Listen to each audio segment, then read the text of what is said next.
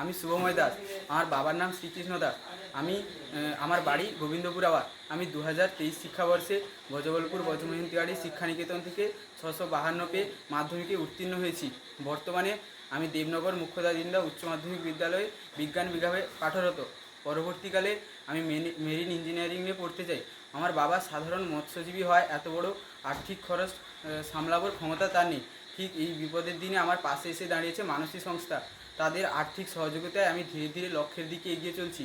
এর জন্য আমি মানসী সংস্থাকে আন্তরিকভাবে